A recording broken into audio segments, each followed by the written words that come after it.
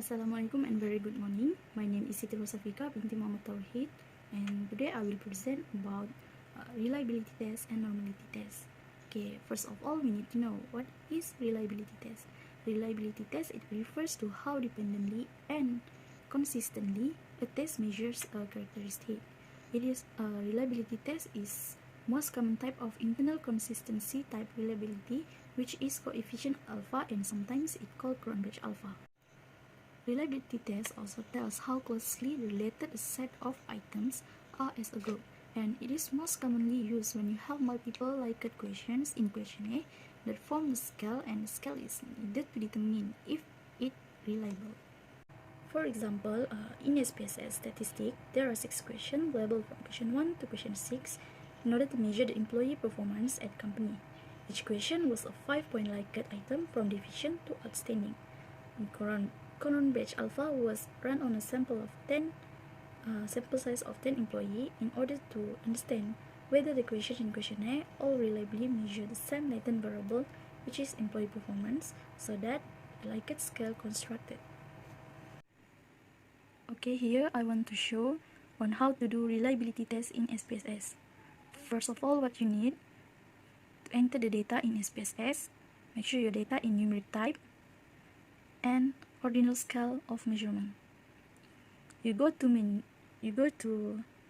analyze menu and then scale, then go to reliability analysis. After that, you will be presented with this following reliability analysis dialog box. What you need to do is to transfer all the variables question 1 to question 6 into the item box. So you will get like this. All of the question 1 to question 6 will be transferred to the item box. Okay, click on statistic button, then you will be presented with the reliability analysis statistic dialog box like this. To that, when you get like this, you take the scale if item deleted, and the correlation, then you click on the continue button. Okay, when you click the continue button, you will return to reliability analysis dialog box, then click OK to generate the output. So here the Cronbach alpha, as you can see, the Cronbach alpha here shows result 0.578. It should be more than 0.70, but it's okay if the items is less than 10. It is difficult to get the high alpha. So if the items is less than 10, it is enough if the result more than 0.5.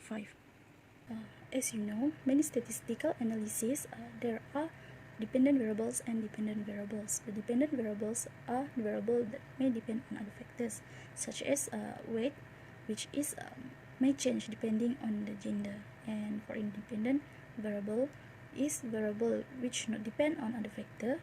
For example, gender does not change depending in weight. So many of parametric statistical methods require that the dependent variable is approximately normally distributed for each category of the independent variable.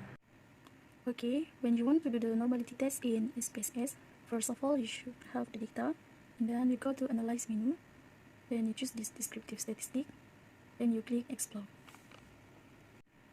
Okay, after that you will see this dialog box. You see this.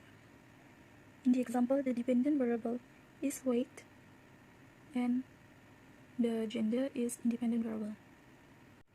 Okay, when you click this continue button, you will be back to the dialog box before, then click OK in order to generate the output. Okay, this is the results of normality test. We focus on skewness and kurtosis. Skewness and kurtosis measures should be as close to 0 as possible in SPSS, but in reality, the data are often skewed and kurtotic. Okay, small departure from 0 is no problem as long as the measures not too large compared to the standard errors. Okay, in order to calculate this skewness and kurtosis, what we need is to divide the statistic and standard error, then you will get the answer. Okay, from what we look, all 4 z values are within plus minus 1.96.